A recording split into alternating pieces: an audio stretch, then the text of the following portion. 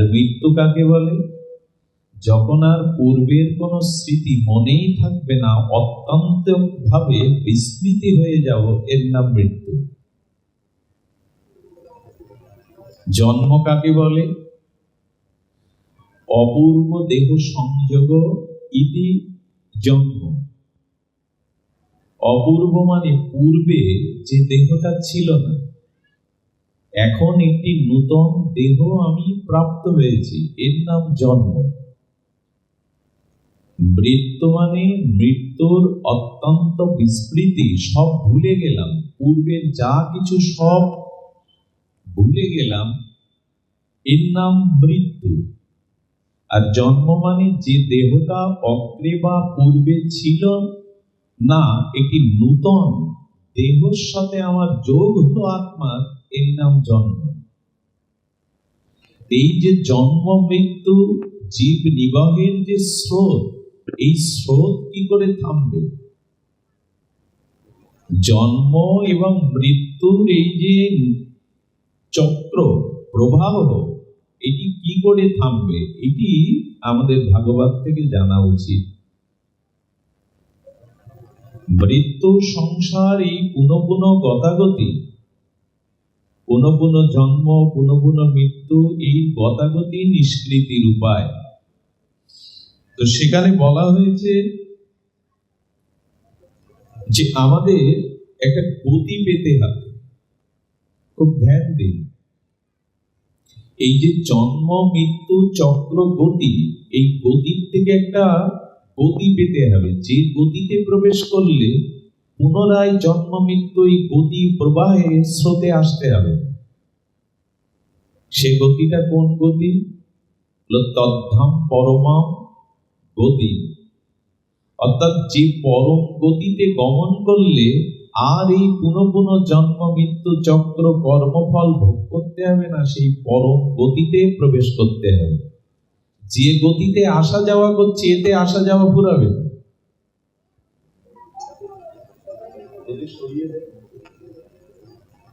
যে গতিতে আমরা পুনঃ পুনঃ জন্মাচ্ছি, মৃত্যুবরণ করছি, এটা তো জন্ম মৃত্যু চক্রের প্রবাহের গতি। এই গতি থেকে একটা গতি আছে, তার নাম পরমম গতি। সেই পরম গতিতে যখন আমরা প্রবেশ করব, তখন এই গতাগতি ঘোরাবে। আজকে যে শিকারানী কৃষ্ণ দাসী, ইনি শেষ নিঃশ্বাস ত্যাগ করেছেন, পরলোকগতা হয়েছেন, ইনি কি এইবার প্রথম মরলেন? ইনি কি প্রথম মৃত্যুবরণ করেছেন? এর আগে শত নয়, কোটি কোটি বার তিনি মৃত্যুবরণ করেছেন। আবার উনি যখন জন্মাবেন, নতুন একটা শরীরের সাথে ওনার যোগ হবে, জীবাত্মা বা আত্মা, তখন কি আবার নতুন জন্ম নেবেন এই প্রথম? এভাবে জন্ম মৃত্যু চক্রে আপনি আমি কোটি কোটি বার আসা যাওয়া হয়ে গেছে। তাহলে এই গতাগতি ফুরাবে কি করে? সেটাই আলোচ্য বিষয়, সেটাই জানবার বিষয়। বলেন পরমং গতি, পরম গতিতে প্রবেশ করো, যে গতিতে প্রবেশ করলে আর তোমাকে এই গতাগতিতে আসতে হবে না। প্রথমেই জানা দরকার, এই গতি চাই তো আমি? যে গতিতে গমন করলে আর গতাগতিতে পুনঃ পুনঃ আসা যাবে না, এই গতি চাই কি আমি? এই গতিপথটা জানি কি আমি? সেই পথে যাওয়ার চেষ্টা করছি কি আমি? আদৌ করছি না। আমার মতো যারা মাধুসতী, এই তো ভালোই আছি। যোগম মায়া সমাবৃতম, ভগবানকে, এই পরম গতিকে, এই পরম তত্ত্বকে ঢেকে দেয় মহামায়া। যে যার পূজা আমরা করতে যাচ্ছি, শারদীয় দুর্গা উৎসব, এনার দুটো রূপ, একটি মহামায়া, একটি যোগমায়া। এই সংসারের মহামায়া আমাদেরকে ঢেকে রেখেছে। যোগমায়া সমাবৃতম, যোগমায়ার দ্বারা, বিশেষ মায়ার দ্বারা আমি জীবের স্বরূপ আবৃত হয়ে আছি। জীব আমাকে বুঝতে পারছে না, পরম গতিকে উপলব্ধি করতে পারছে না। এখন এই পরম গতিতে যেতে গেলে আমাদের উপায় কি? সেটি আমাদের আলোচনার বিষয়। সেটি ছোট্ট একটি বাণী ভগবান গীতাতে দিয়েছেন, সদা তদ্ভাব ভাবিতা। এই পরম গতিতে যাওয়ার একটি মন্ত্র, মন্ত্রটা খুব ছোট, সরলত্বটা খুব গভীর, সদা তদ্ভাব ভাবিতা, অর্থাৎ সর্বদা আমার ভাবনা ভাবো। আমার বলতে এখানে পরমাত্মার পরাবস্থা সচ্চিদানন্দ ঘন শ্রী ভগবানকে সদা ভাবনা করো। এটাই ওই পরম গতির পথে, জন্ম মৃত্যু চক্রের অভিশাপ থেকে মুক্তির পথ। এটি মন্ত্র, এটি সদা তদ্ভাব ভাবিতা। এখন আজকের দিন তো চলে গেল, সংসারের পেছনে, স্ত্রী পুত্রের পিছনে, রোগ শোকের পিছনে, কুটুম্বের পিছনে, দেহ সাজের পিছনে, খাওয়া দাওয়া, বেড়ানো চেড়ানো, গল্প গুজবের পিছনে যে সময়টা দিয়ে চলে গেল, ঈশ্বর ভাবনাটা সকাল থেকে হয়েছে তো। ওখানে বলছে সদা তদ্ভাব ভাবিতা, সদা শব্দ দিয়েছেন, অর্থাৎ সর্বদা আমার ভাবনায় ভাবিত থাকো। এখন নিজের কাছে প্রশ্ন করি তো, আমরা সকাল থেকে এই সন্ধ্যা পর্যন্ত সংসারের ভাবনা, দেহের ভাবনা, স্ত্রী পুত্রের ভাবনার বাইরে ভগবত ভাবনাটা, তার ভাবনাটা কতটা ভেবেছি? বলি এই ভাবনাটা আসছে না।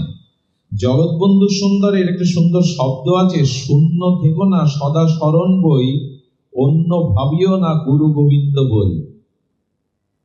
শূন্য থেকো না, বন্ধু সুন্দর বলছেন শূন্য থেকো না, মানে তোমার মনের ভাবনাটা ভগবত ভাবনা শূন্য রেখো না। গুরু গোবিন্দ বই ছাড়া অন্য ভাবনাটা তা কি আর হয়? মুখে বললেই হবে? সংসার আছে, ভূত ভবিষ্যৎ আছে, শত্রু মিত্র আছে, সংসারের জ্বালামালা আছে, ত্রিতাপদগ্ধিত যন্ত্রণা আছে, তা ভাববো না? বললেন তুমি তোমার কথা ভেবে কোনো সমাধান করতে কেন ভগবানকে ভাবতে যাবেন? আপনি, আপনার স্ত্রী নাই, পুত্র নাই, সংসার নাই, দেহ নাই, রোগ শোক নাই, কুটুম্ব নাই, রাজনৈতিক কর্তব্য, সামাজিক কর্তব্য, পারিবারিক কর্তব্য, ভবিষ্যতের চিন্তা নেই যে সর্বদা ভগবানের ভাবনা ভাববো? জিজ্ঞাসা হলো, আমি যদি আমার ভাবনাই না ভাবি, আমার পুত্র কন্যা ভূত ভবিষ্যতের ভাবনা না ভাবি, তাহলে তো সব উচ্ছন্নে যাবে।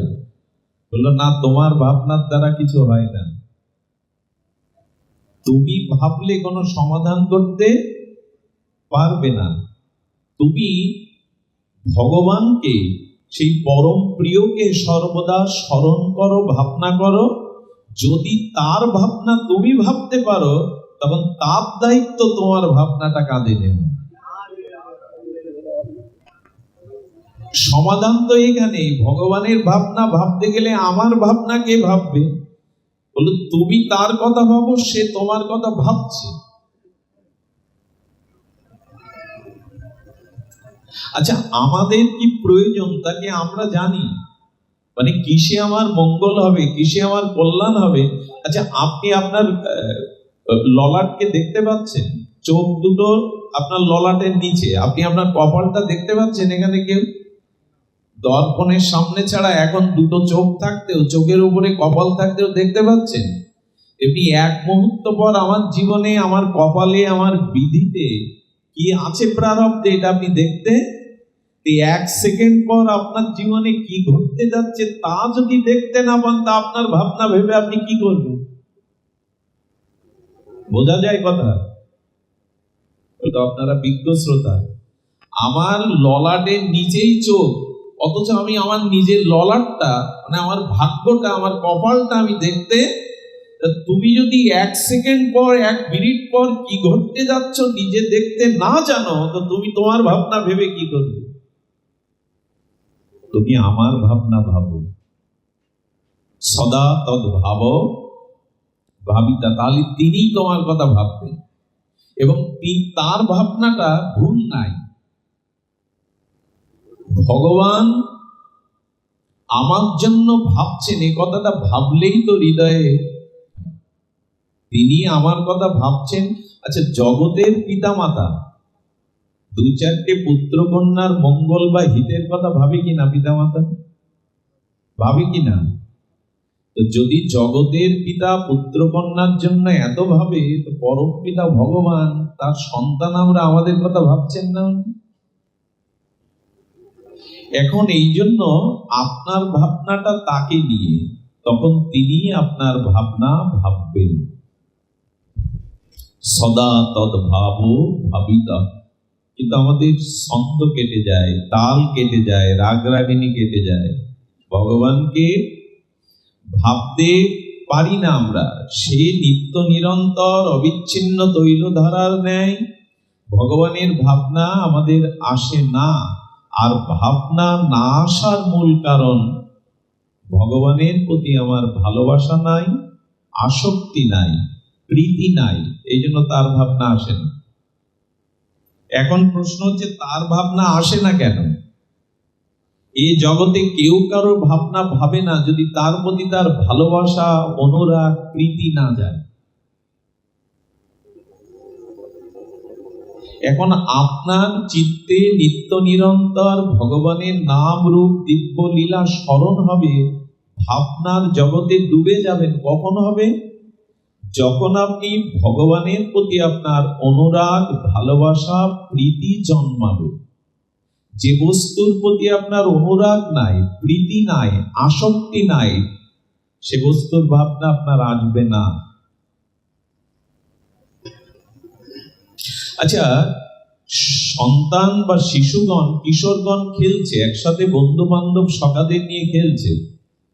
মা দেখছে বেলা গড়িয়ে গেল, তার ভুকা এখনো স্নান করেনি, খায়নি। মা ওই রাস্তায় বা মাঠে খেলছে, কিশোরের সব কিশোর মিলে।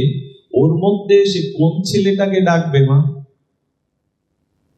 ওই যে অনেকগুলো কিশোর মিলে একসাথে সখারা খেলছে, তোর মধ্যে একজন মা তার সন্তানকে নিতে এসছে। তো ওই কিশোর দলের মধ্যে, ওই খেলার সন্তানদের মধ্যে ওই মা কাকে ডাকবে? সবাইকে। তার নিজের সন্তানকেই সে ডাকবে, শুধু ডাকবে না, বেলা হয়েছে, খাসনি, কি করছিস তুই, আয়। প্রথমে তার ঘাম মুছিয়ে দেবে আঁচল দিয়ে, ছোট হলে কোলে তুলে নেবে, মুখটা শুকিয়ে গেছে। ওই অন্য সন্তানরাও তো তার আছে, সেদিকে কেন এই মমতা গেল না? কারণ কোনটা? ওই মায়ের গর্ভে জন্ম নিয়েছে, তো ওই মায়ের নারীর টানটা তার আত্মজ সন্তানের প্রতি আছে। তাই তার ঘাম দেখলে, ধুলা দেখলে, তার শুকনো মুখ দেখলে অন্য সন্তানগুলোর তো একই অবস্থা, কিন্তু তাদের প্রতি দৃষ্টি যাচ্ছে না। দৃষ্টি যাবে কেন? তোমাকে তো পেটে ধরেনি, তোমার সাথে তো নারীর নিবিড় টান নাই। তাই এই জন্য ভগবানের প্রতি যদি সম্বন্ধ না থাকে, টান বা অনুরাগ না থাকে, তখন তার ভাবনা আপনার আসবে না। এই জন্য যতই আমরা বলি সদা তদ্ভাব ভাবিতা, ভাবনা আসবে না, কোনদিনই আসবে না। এই জন্য বলছেন, কেনা উপায়েন মনকৃষ্ণ নিষেবয়াৎ। যে কোনো উপায়ে ভগবানের প্রতি তোমার মনের আবেশ আসুক। যে কোনো উপায়ে মানে, যে কোনো উপায়ে মানে তুমি কোনো একটি উপায়, কোনো একটু পন্থা অবলম্বন করে নাও, যাতে ভগবানের ভাবনাটা তোমার আসে।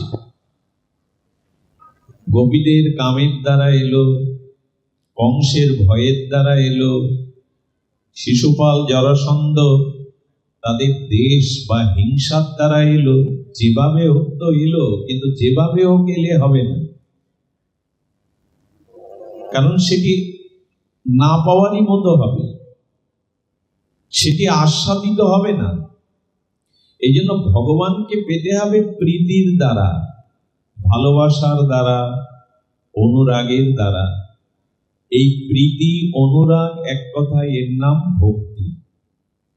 এই ভক্তির দ্বারাই ভগবানে সদা তদ্ভাব ভাবিতা, এই ভাবটি আসাটার নামই ভক্তি।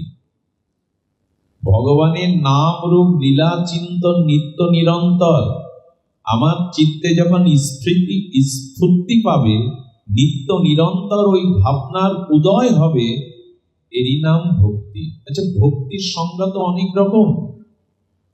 যেমন ভক্তির সংজ্ঞা দিতে গিয়ে বেদব্যাস বলছেন, ভগবানের পূজা আরাধনায় অনুরাগ আসার নাম ভক্তি। গর্গাচার্য বলেছেন, ভগবানের কথাতে রুচি হওয়ার নাম ভক্তি। শাণ্ডিল্য ঋষি বলেছেন, আত্মবোধ ভগবানকে প্রিয় মনে করাই ভক্তি। ভক্তির এক একটি সংজ্ঞা দেওয়া হয়েছে, যেমন ভজনী ভক্তি। কিন্তু নারদজি ভক্তি সূত্রে ভক্তির একটা অদ্ভুত সংজ্ঞা দিয়েছেন। সেটি হলো, আমি আমার জন্য ভগবান নয়, ভগবানের জন্য আমি, এটাই ভক্তি। আমার জন্য ভগবান নয়, আমি ভগবানের জন্য। রাধারানীর সামনে সমস্ত সখীরা বলছে, কৃষ্ণ আমার। এই কথাটা ভালো লাগে না শুনতে? কৃষ্ণ আমার। রাধারানীর কাছে যখন প্রশ্ন করা হলো, বললো আমি কৃষ্ণের। কৃষ্ণ আমার। আচ্ছা, এই কথাটি তো খুব মমতায় জড়ানো, ভালো লাগে, কৃষ্ণ আমার। কিন্তু রাধারানী কি বলছেন? আমি কৃষ্ণের। তেমনি ভগবান আমার, এটি ভক্তি নয়, আমি ভগবানের। অর্থাৎ আমার সমস্ত চেষ্টা যখন ভগবানের জন্য সমর্পিত হবে, এরই নাম ভক্তি। এইসব কথা, এত উপরের কথা আমরা কল্পনাও করতে পারবো যে আমার সব চেষ্টা সবকিছু ভগবানের জন্য হবে? আমরা কি করেছি জানেন? আমরা আমাদের জন্য ভগবানকে সামনে রেখেছি। বোঝা যায় কথা? আমার শরীর সুস্থ রাখো, আমার সংসারে সুখ দাও, আমার পুত্র কন্যাকে উপযুক্ত করো, আমি যেন শতায়ু নিয়ে নিরোগ শরীরে এ জগতের মান যশ খ্যাতি নিয়ে বাঁচতে পারি, মৃত্যুর পরে স্বর্গ দাও, মোক্ষ দাও। অর্থাৎ ভগবানকে মেশিন বানিয়ে আমার প্রয়োজনে সামনে খাড়া করে রেখেছি। এটা ভক্তি নয়। যেদিন আমার নিজের কোনো প্রয়োজন নাই, ভগবানের প্রয়োজনে আমি, তারই নাম ভক্তি। এই ভগবানের প্রয়োজনে আমি, এই কথাটা আমাদের সহজে ভাবনায় আসে না। নারদজি বলছেন ভক্তি সূত্রে যে না, এর একমাত্র দৃষ্টান্ত গোপীগণ, ব্রজবাসীগণ। কৃষ্ণের জন্যই তারা গোদহন করছে। কার জন্য? কিসের জন্য? এই দুগ্ধ থেকে নবনীত মাখন হবে, দুগ্ধ পাচ্ছে, তাও কার কথা ভেবে? ঘর বেঁধেছে কার কথা ভেবে? কৃষ্ণ এই ঘরে প্রবেশ করবে বলে। দুয়ার খুলে অপেক্ষা করছে কার জন্য? কৃষ্ণ আসবে বলে। তারা যা কিছু চেষ্টা, যা কিছু তাদের, সব কৃষ্ণের জন্য। আচ্ছা, গোপীরা যে অঙ্গে অলংকার পরেছেন, শৃঙ্গার করেছেন, সেজেছেন সুন্দর করে, এটাও কি কৃষ্ণের জন্য? আমি সুন্দর পরিপাটি করে সেজেছি, শ্বাসটা কেন? আমার দেহের সৌন্দর্যকে আরো সুন্দর করব বলে, লোকের কাছে আমার সৌন্দর্য প্রকাশ করব বলেই তো আমরা সাজি। গোপীরা তো অলংকার পরেছেন, সেজেছেন, সেটাও কার জন্য? বলে সেও তো কৃষ্ণের লাগি, জানিও নিশ্চিত। অর্থাৎ আমি সাজলে, গোবিন্দের সামনে পরিপাটি হয়ে গেলে গোবিন্দের নয়ন মনে আনন্দ হবে। তাই গোবিন্দকে আনন্দ দেওয়ার জন্য সাজা।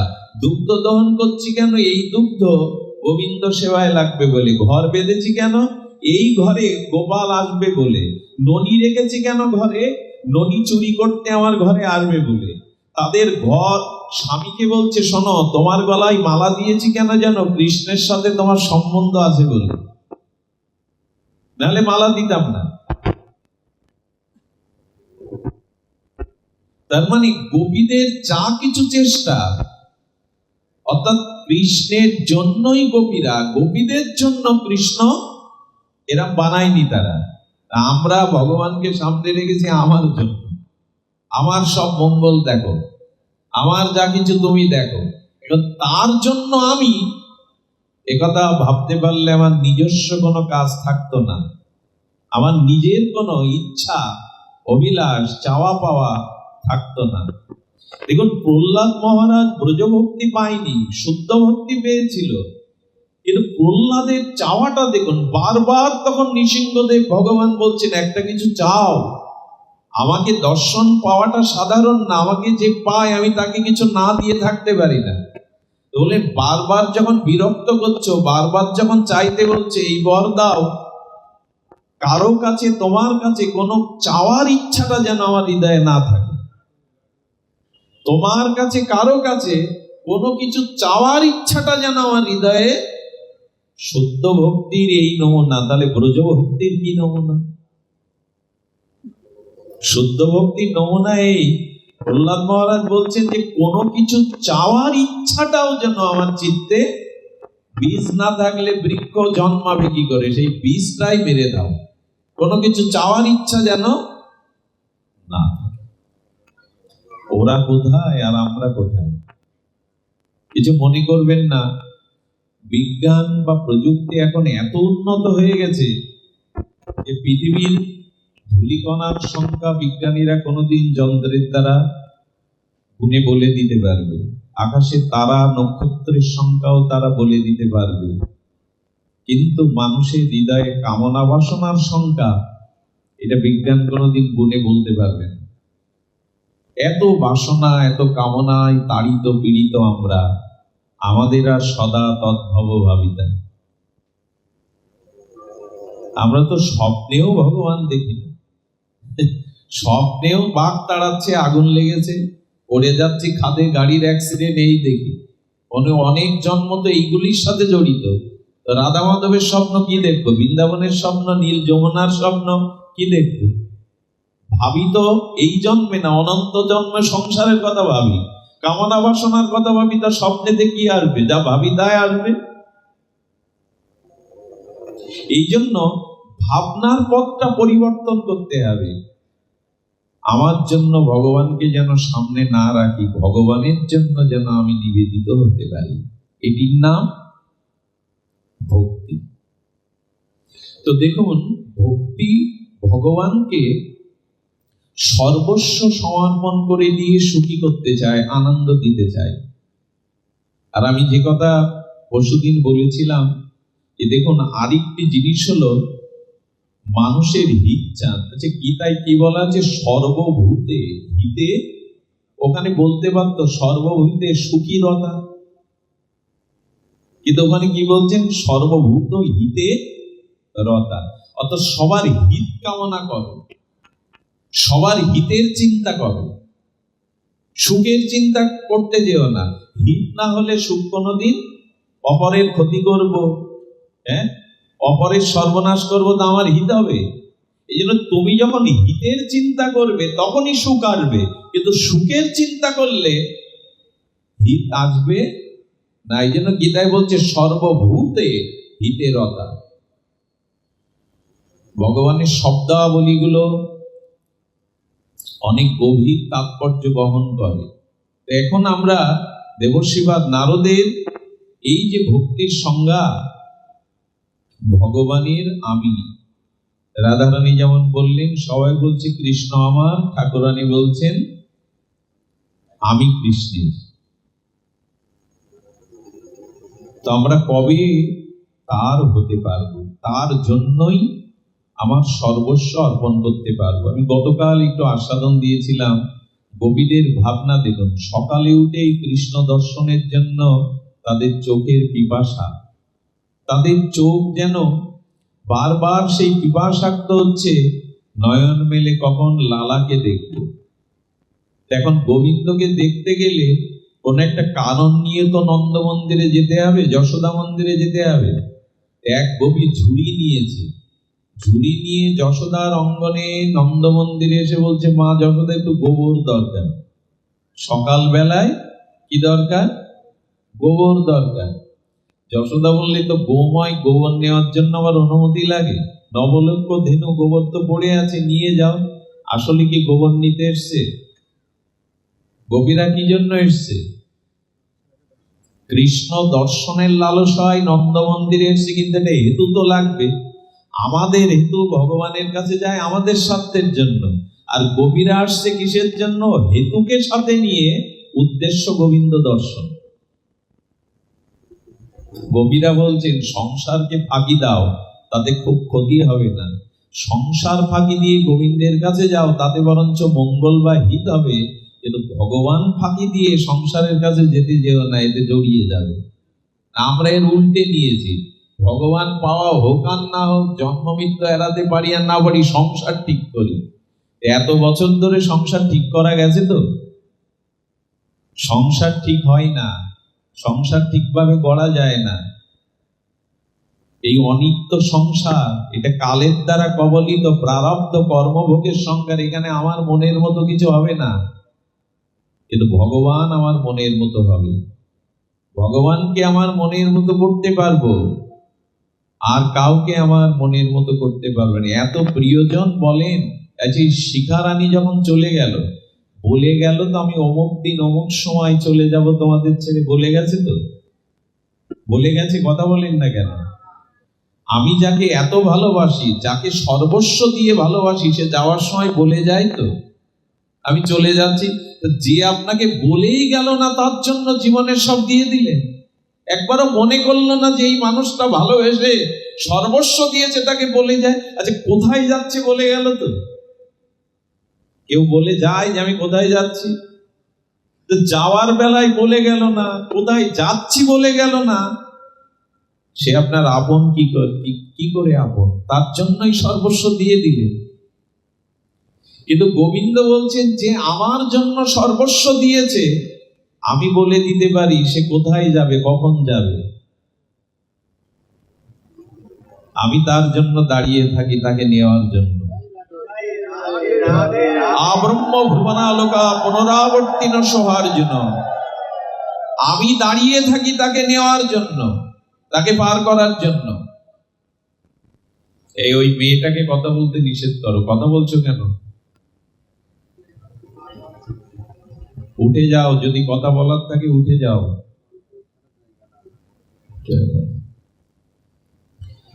এটি আমাদের সনাতন ধর্মের যুবক যুবতী যারা, এদের এই হলো দুর্দশা।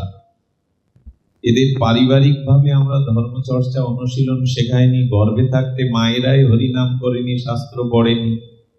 মা বাবাই ঠাকুর ঘরে গিয়ে বন্দনা কীর্তন করে না, শাস্ত্র পাঠ করে না, তো ওদের বলে ঠিক করা যাবে? ওরা এখানে আসবে না, আর আসলেও মন বসাতে পারবে। ওদের হাতে এখন মোবাইল দিন, সব ঠান্ডা। রাত 2টো পর্যন্ত কখন সময় কেটে যাবে ওরাও জানে। ওদের কাছে ওই দিয়ে দিন, আর দিয়ে দেওয়া লাগবে না, ওটা নিয়েই নিয়েছে। এই হলো ওদের জাতীয় দুর্দশা এখন আমাদের। সুধীজন, এই সমাজের এরকম কথা বলে কিছু হবে না, এবং ভাগবত প্রতিদিন বলেও হবে না। যাদের গড়ার দরকার তারা আগেই ভেঙে গেছে। বাড়ির ভিত যদি শক্ত না হয়, তবে 3 তলা দিয়ে কি করবেন? রানা প্লাজার মতো ভেঙে পড়ে সব মরে পড়ে থাকবে। যে সমাজের কিশোর যুবক যুবতীরা ধর্মের, আধ্যাত্মিকতার, সচ্চরিত্রের গুণাবলীর অধিকার না, সে সমাজে কি হবে? এরকম বক্তব্য দিয়ে, ভাগবত দিয়ে। যার মেরুদণ্ড ভাঙা, সে উপরের দিকে তাকাবে কি করে? পশু আর মানুষের মধ্যে পার্থক্য কি জানেন? মানুষের মেরুদণ্ডটা সোজা, ঊর্ধ্ব দিকে মানুষ তাকাতে পারে, আকাশের দিকে তাকাতে পারে, কিন্তু পৃথিবী জন্তু জানোয়ারের মেরুদণ্ডটা সোজা নয়, বাঁকা। এই জন্য ওরা উপরের দিকে তাকাতে পারে না। এই হলো পশু আর মানুষের পার্থক্য।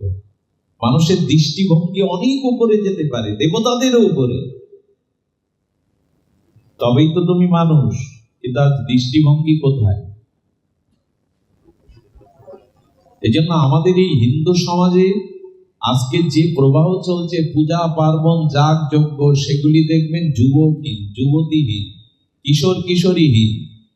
কিছু বয়স্ক লোকদের এই আয়োজন, এতে যা হওয়ার তাই হয়, দুটো কথা শুনতে ভালো লাগে, সেই ভালো লাগাটাই থেকে গেল, ভালো হওয়ার হলো না, নিজেকে বদলানো আর হলো না, সমাজও বদলানো না, পরিবারও বদলানো না, আমাদের চেতনাও পরিবর্তন আসলো না। এই হলো দুর্দশার কথা। সুধীজন, তবু আশায় বুক বাঁধতে হবে, তবু অন্ধকারে প্রদীপ জ্বালতে হবে, তবুও পথ চলতে হবে, তাই চলা। যে কথা বলছিলাম, ভক্তির সংজ্ঞা, গোপী ঝুড়ি নিয়ে যশোদা মায়ের কাছে নন্দ মন্দিরে এসে বলছেন, মা একটু গোময় লাগবে, গোবর লাগবে। এটার বলার কি আছে, নিয়ে যাও। গোবর ঝুড়িতে তুলেছে, অথচ তুলতে পারে মাথায়, তুলছে না কারণ কি জানেন? যাকে দেখতে এলাম গোবরের ছল করে, তাকে তো দেখা হলো না, ওই গোবরের ঝুড়ি নিয়ে অপেক্ষা করছে। আচ্ছা, অপেক্ষা কার জন্য করছে গোপী? কার জন্য এসেছে? হৃদয়ে ভাবনা তো কৃষ্ণমুখ দর্শন। ভগবান এটা জানে না গোপী কেন এসেছে? সর্বন্তর্যামী ভগবান জানে না গোপী কেন গোবর তোলে মাথা কিনা? জানে বলেই ভক্তের ভব্য ভক্তি ভাবনার দ্বারা ভগবান আবেশ হয়ে ভগবান ছুটে চলে এসছে। ও গোপী, ঝুড়ি তুলছো না কেন? বলে, চোখে দেখছো না কানাই, একা তোলা যায়, একটু ধরে দাও। আপনার ভাবনার সাথে সাথে ভগবান চলে এসছে। ওই যে সদা তদ্ভাব, গোবরের ঝুড়ি যখন বলছে গোপাল তুলে দাও, কোমরে হাত দিয়ে ত্রিভঙ্গ ঠাম বেশ ঠোঁট পেকিয়ে বলছে, গোবর ঝুড়ি তোলা আমার কাজ না, এটা ভগবানের কাজ। গোবরের ঝুড়ি তুলে দেবে মাথায়, এটা গোবিন্দের কাজ। আরো রাজার ছেলে হয়ে এসছেন, ভিখারি হয়ে আসেননি। তখন বলছেন, হ্যাঁ এটা তোমার কাজ। মনে মনে বলছে, তোমার জন্যই তো গোবরের ছল করে অজুহাত দেখিয়ে আসা, কাজ তো তোমার। আমি ভাবছি তোমার কথা, তুমি ভাববে না আমার কথা? আচ্ছা, গোবরের ঝুড়ি বললেন, আচ্ছা সত্য আছে, যদি তুলে দেই আমায় কি দেবে? গোপী ভালোই জানে যে গোবিন্দকে প্রলোভিত করতে হয় কিভাবে। বর্ষির আগায় আমিষ চাঁদ দিলে মাছ জানে ওটা গিলতে হয় কিভাবে। ভক্তির দ্বারাই তো ভগবান বশ, নালে গোবর ঝুড়ি তোলার জন্য ভগবান আসে? ভক্তিতে ভগবান কোথায় বশ হয়ে গেছে দেখুন। বললেন, গোপী ভালো করে জানে তাকে বশ করার মন্ত্র। কৃষ্ণকে বশ করার মন্ত্র শিখতে হবে গোপীদের কাছে। এমন যেমন আছে না, এটা সত্য কিনা জানি না, যে কি বলে, কারো গায়ে কি পড়া দিলে সে তার পিছনে ছোটে, বশীকরণ, এরকম আছে নাকি? প্রেমানন্দ দেন বশীকরণ শুনেছি, নাকি ওর পেছনে ছুটে বেড়ায়? কোন যুবকের পিছনে যুবতী ছুটে বেড়াচ্ছে, কারণ ওকে বশীকরণ করা হয়েছে, বশীকরণ চূর্ণর গায়ে দেয়া হয়েছে, জানি না এসব আছে কিনা।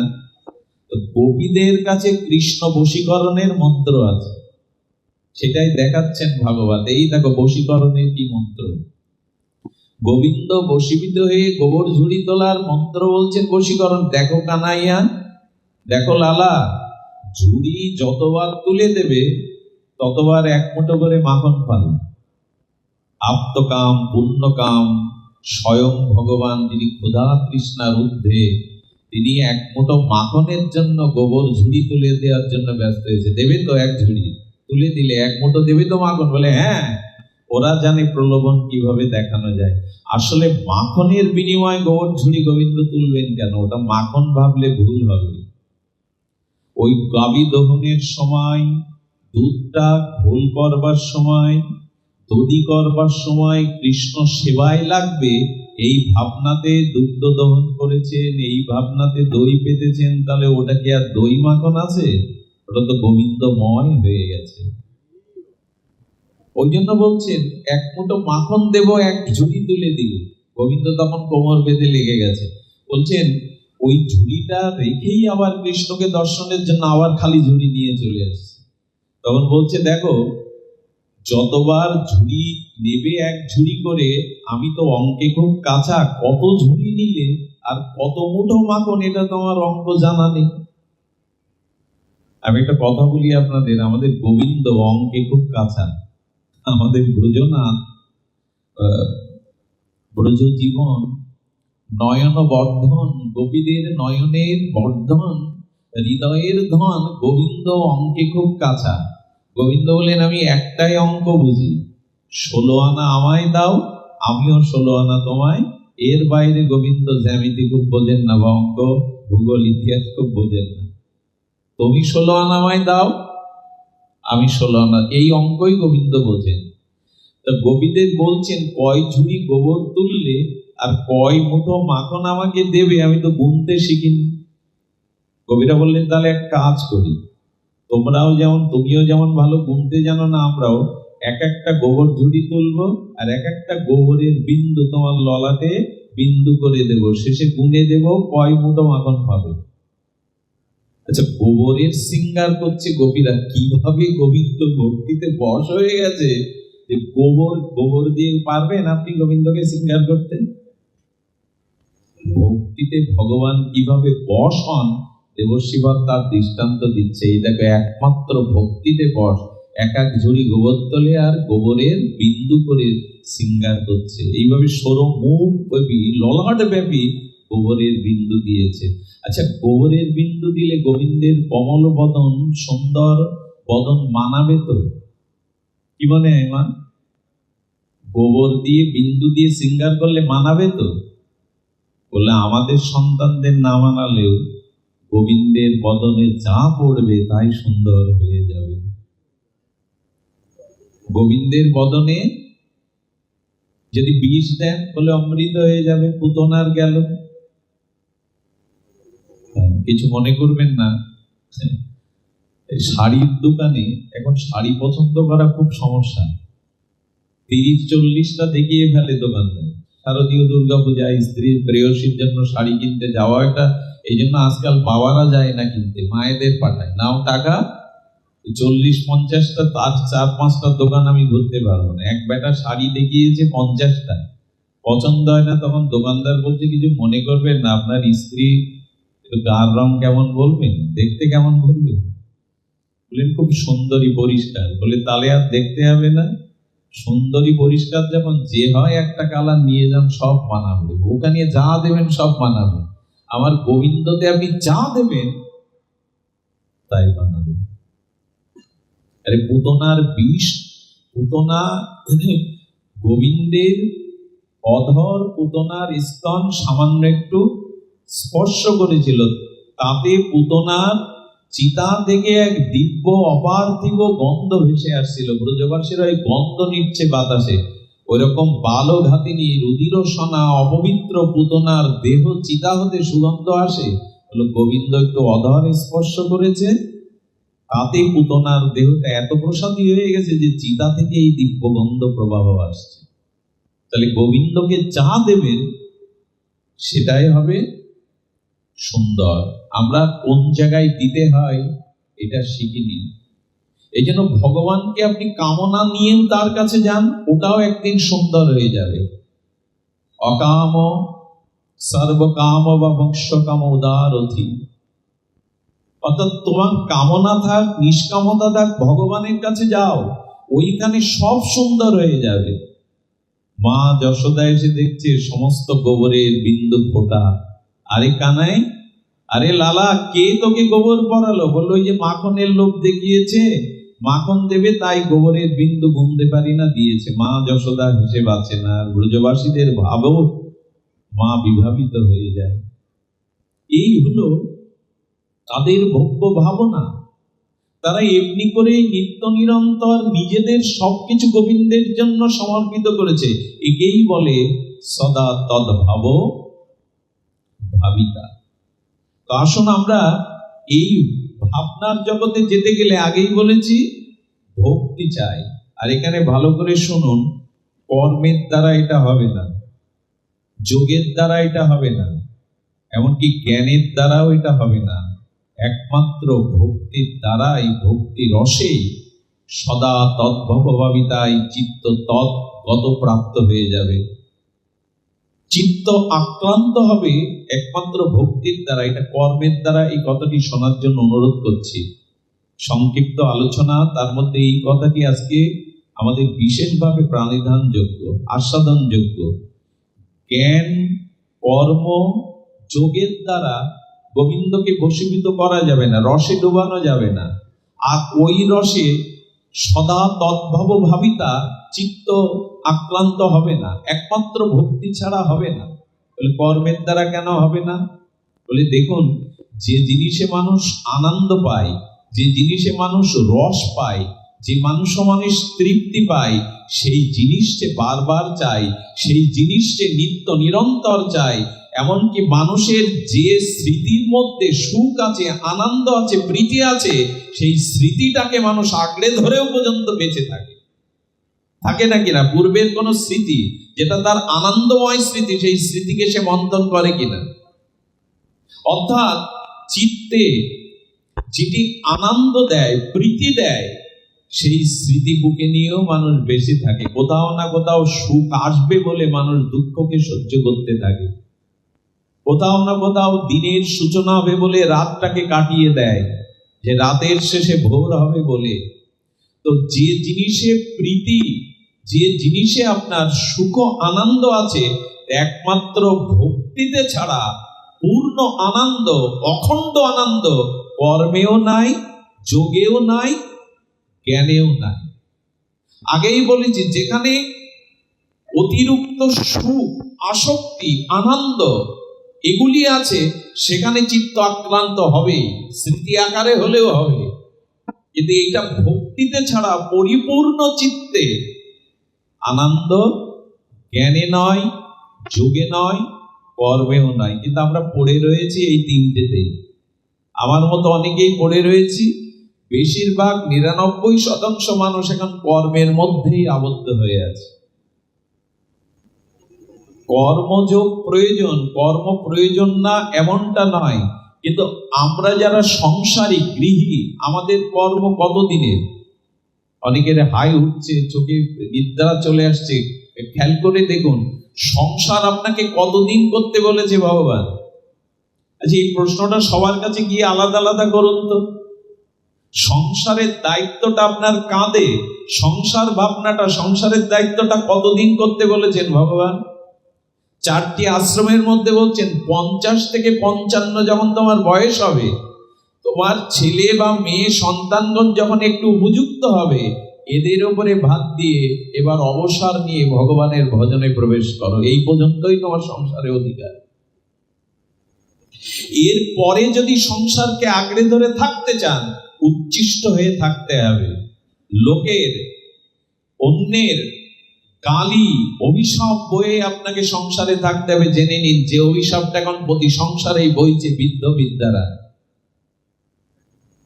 আমাদের যে ব্রহ্মচর্য, গারস্থ, বানপ্রস্থ, সন্ন্যাস, এই যে চতুরাশ্রমে বলা হয় যে সন্তানগণ উপযুক্ত হলো। আচ্ছা, যে খুব বড় চাকরি, পদাধিকার বলে বড় চাকরিতে আছে, তার রিটায়ারমেন্টের একটা সময় আছে না? অবসরের সময় আছে না? এরপর সে গায়ের জোরে থাকতে পারবে? তো চাকরির বেলাও তো আপনাকে একটা সময় নির্ধারণ করে দেয়া হয়। তো সংসারে আপনি 80 বছর পর্যন্ত ওই আগ্নে বসে থাকবেন? দুর্দশাটা জন্ম নেয় কখন আমাদের?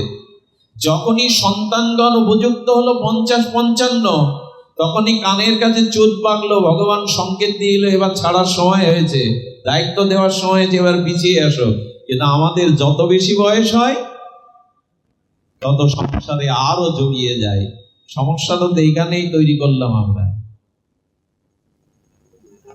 এসব কথাগুলি এখন আমরা শুনি বটে, মাথা নাড়ি বটে, কিন্তু এই গ্রামেই খোঁজ করে দেখুন, 55, 50, 60 হয়ে গেছে, তাদের আসক্তি আমি না থাকলে এদের কি হবে?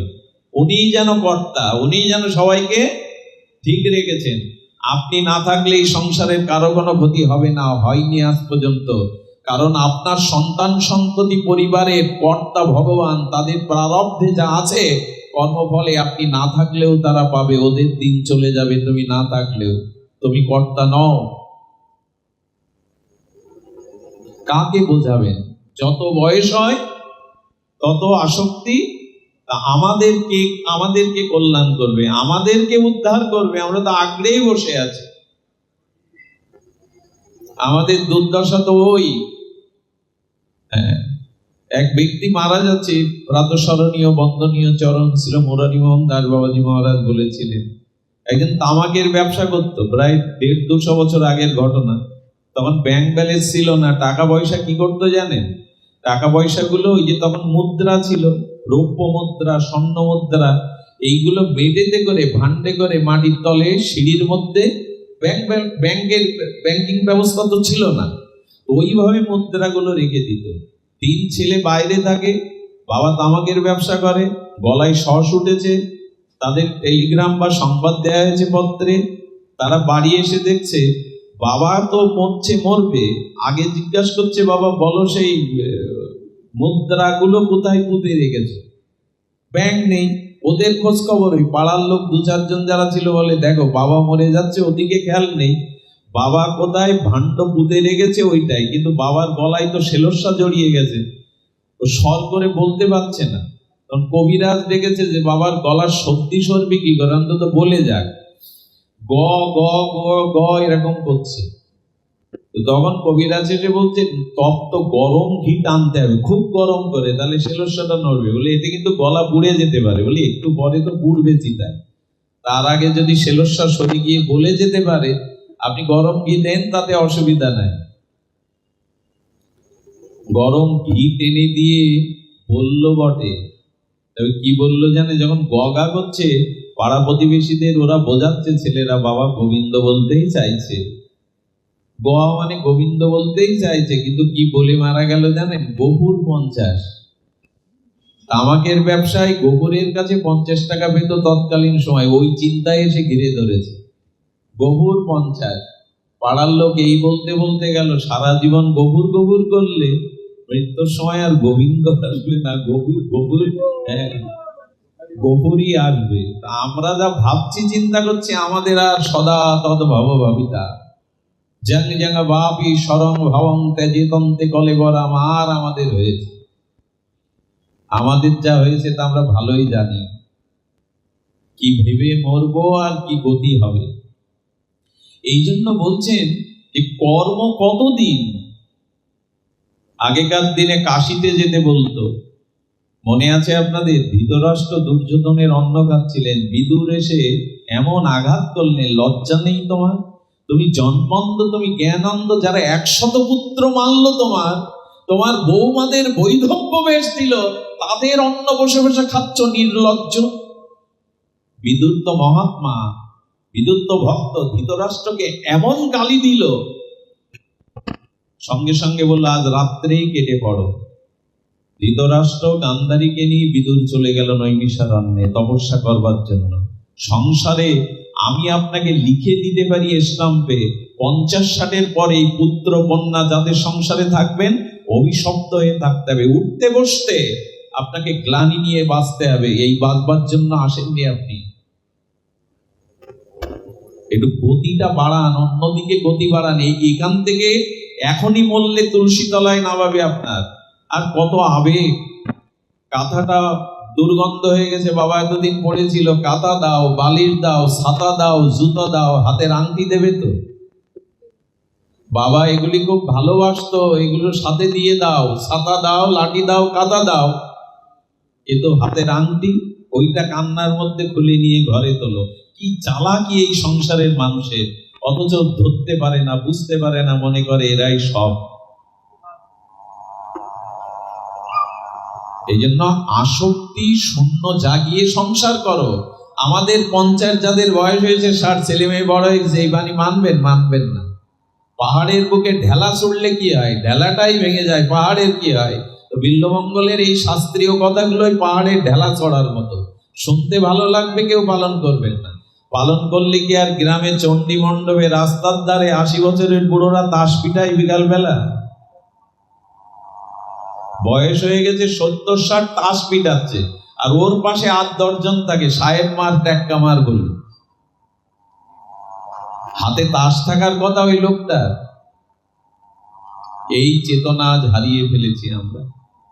অন্য জাতিদের, অন্য ধর্মের লোকদের সমালোচনা করলে কি হবে? তাদের দিকে তাকিয়ে দেখুন, তারা উপাসনাটা ঠিক সময় তাদের মতো করে নেয়। হিন্দুর বাড়িতে কোনো মুসলিম শুক্রবারে যে জোন দিতে আসে, মজুরি কাটতে আসে, কি বলে 12টার পরে আর কাজ করবে? জন খাটান না আপনারা? 12টার পরে কোনো মুসলিম মজুরি খাটা জন কাজ করে না। আজ আমার জামাতের দিন, আপনি বসে বসে বিড়ি টানেন আর ও পড়ে নামাজ পড়ুক, আপনার উপাসনা নেই, আপনার ত্রিসন্ধ্যা গায়ত্রী নেই, ওর আছে।